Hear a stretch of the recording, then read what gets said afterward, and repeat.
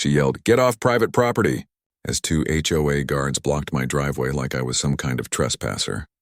I froze for a second, trying to understand what was happening. My guest, Melissa, had just stepped out of her car holding a small gift bag. She looked confused. Before I could even speak, one of the guards grabbed her arm and said, "You're trespassing. This area is for residents only." I stepped forward quickly. "She's my guest," I said, keeping my voice calm but firm. But the guards didn't care. They shoved me back, saying they had orders from Mrs. Green, the HOA president Karen Green, the woman who thought she owned the entire neighborhood. She'd already tried to fine me twice for having too many visitors. Melissa tried to explain politely, "I'm here for dinner, please let go." But that only made one of them angrier. He pulled out his phone and said, "We'll call the HOA board. You're not authorized." My blood was boiling, but something in Melissa's calm expression stopped me from reacting. She looked too composed, almost like she was studying them. Then Karen herself came storming down the street, waving her clipboard like a weapon. "I told you people, no outsiders after 6, she shouted. Her voice echoed through the quiet neighborhood. Neighbors began stepping onto their porches to watch. Karen pointed at Melissa and barked, "If you don't leave right now, we'll have you arrested." That's when Melissa's tone changed. She straightened up, looked Karen in the eye, and said softly, "You might want to be careful with that threat." Karen laughed mockingly. "Oh, please, who do you think you are?" Melissa reached into her purse and pulled out a badge. The gold emblem caught the sunlight as she said, "District Attorney, and you just assaulted a government official." For a second, everything went silent. Karen's face turned pale. The guards froze, instantly letting go. The crowd gasped. Melissa didn't raise her voice, and she didn't have to. Her calm, steady tone did all the damage. "Now," she said, turning to the guards, "step aside before I add obstruction to your charges." They stepped back immediately. That's when I realized this wasn't just dinner anymore. Karen had finally picked the wrong person to mess with. Karen's mouth opened, but no words came out. Her clipboard slipped from her hands, hitting the pavement with a dull thud. The guards looked terrified. Melissa didn't move. She just stared at Karen, her quiet authority radiating like heat off the road. Karen finally stammered, "This is a misunderstanding. I was only following community policy." Melissa tilted her head slightly. "Community policy doesn't include assaulting visitors," she said, her tone calm but sharp enough to cut through the whispers around us. People were filming now, murmuring my name as they realized this was about to go viral. One of the guards tried to defend himself. "We didn't know who she was. We were told she wasn't allowed." Melissa raised an eyebrow. "Told by who?" Every eye turned to Karen. She forced a shaky smile. "I was just trying to protect the neighborhood. We've had strangers around lately." Melissa took a step closer. "Then maybe next time Mrs. Green call the actual police and instead of pretending to be them." Her badge flashed again and Karen stepped back. I couldn't help but smirk. For months she'd acted like she ran the entire block, sending fake warnings, bogus fines, even threatening to tow my car for being too flashy. But now, the self-proclaimed queen of the HOA looked ready to crumble.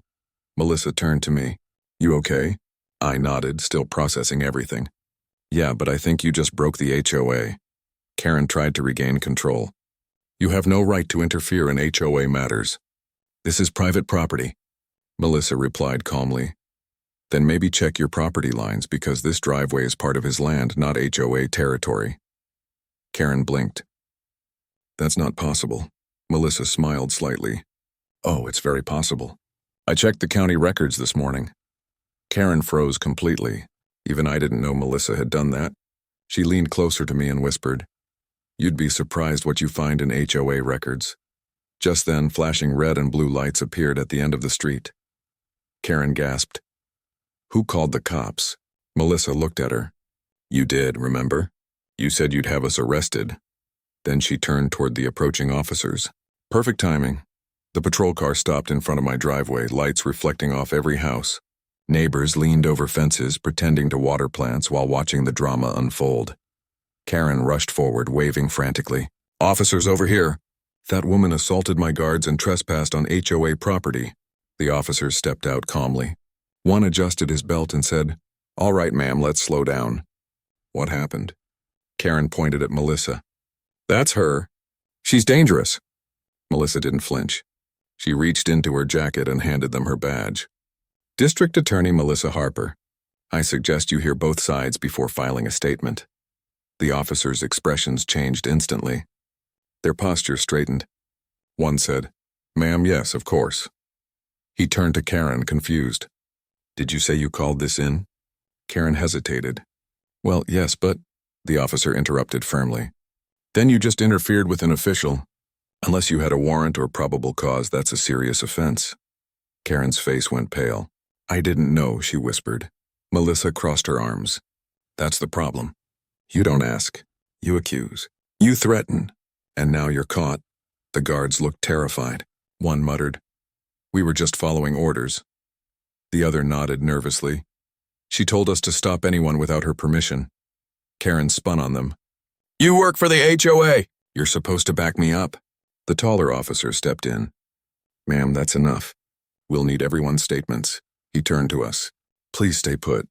As they pulled Karen aside, Melissa quietly showed me her phone. "You should see this," she whispered. On the screen were HOA emails, all signed by Karen. Notes about targeting certain homeowners. Lists of restricted guests and payments that didn't match real expenses. I blinked. "Wait, is that fraud?" Melissa nodded. "She's been misusing HOA funds for months." One of the officers returned. "Ma'am," he said to Melissa, "dispatch confirmed your ID. What would you like us to do next?" Melissa gave a calm smile. "I think it's time the HOA board answered for a few things." Karen was now shaking her head as more neighbors recorded her breakdown. "You can't do this. This is my neighborhood." Melissa's voice stayed cool. Not anymore. Karen's world fell apart right there. The officers surrounded her as Melissa explained everything. The fake fines, the stolen funds, the intimidation. Neighbors gasped as one officer read the evidence aloud from Melissa's phone. Karen tried one last time to argue. "You can't arrest me. I was protecting this community." Melissa stepped closer, her voice calm but icy. "You weren't protecting the community. You were controlling it." Minutes later, Karen was in handcuffs, still insisting it was a mistake. The guards quietly slipped away. As the patrol car pulled off, the whole neighborhood fell silent. Melissa turned to me with a small smile. "Next time you invite me to dinner, maybe warn me about the HOA." I laughed, shaking my head. "Next time I'll just move." She smiled. "No need, they won't be back. I'm filing charges in the morning." And just like that, the self-proclaimed queen of the HOA was gone. For the first time in months, the neighborhood finally felt free again. Never mess with someone who actually knows the law. The end.